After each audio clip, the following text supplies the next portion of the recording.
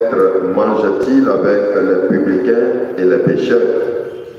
Jésus qui avait entendu déclarer, ce ne sont pas les gens bien portants qui ont besoin du médecin, mais les malades.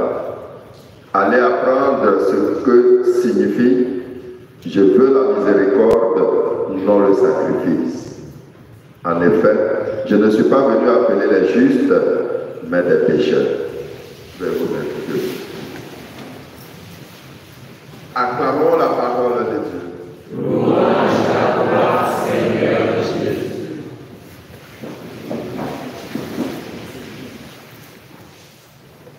Chers frères et sœurs, dans cette première lecture que nous avons entendue tout à l'heure, nous remarquons que Abraham reste constant dans le projet, dans le serment que Dieu a fait avec lui. Il a perdu sa femme Sarah, lui-même il est très âgé, mais Abraham ne consent pas repartir sur les terres de ses ancêtres. Il préfère rester et demeurer là où le Seigneur lui a promis de rester. Parce que Dieu l'a voulu, tout simplement. Et donc, il reste fidèle à cette parole du Seigneur. Même s'il souhaite et il met tout en place pour que son fils n'épouse pas une fille du lieu où il est, mais en même temps aussi, il fait prêter serment à son serviteur de ne pas envoyer son fils sur la terre de ses ancêtres, mais qu'il demeure sur la terre promise par Dieu. Cela montre la constance d'Abraham envers son Seigneur. Est-ce que nous aussi, nous sommes constants envers le Seigneur? Est-ce que ce que nous lui avons promis, nous faisons l'effort d'y rester fidèles?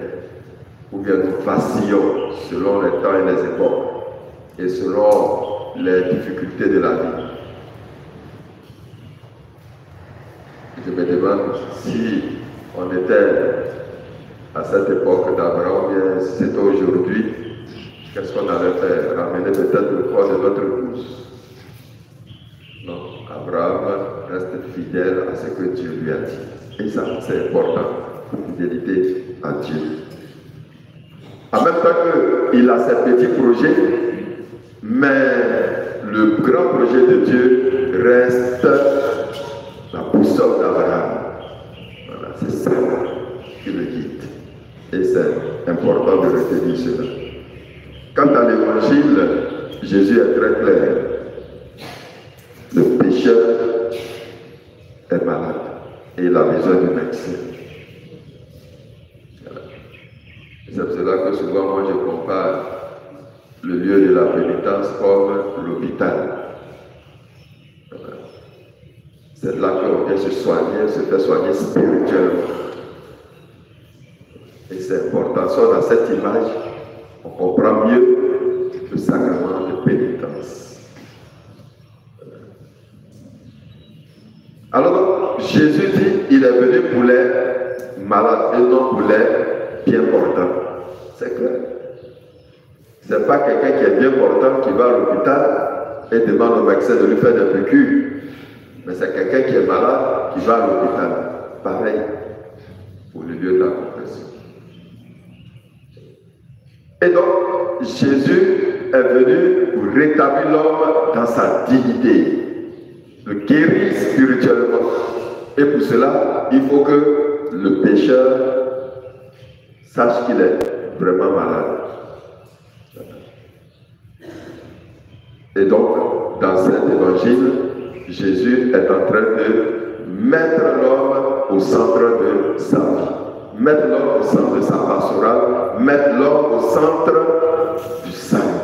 C'est l'homme tout entier, l'homme pécheur qui a besoin du salut. Que le Seigneur nous aide nous aussi aujourd'hui à prendre conscience de nos faiblesses, de nos limites, de notre nécessité d'être guéri par Jésus.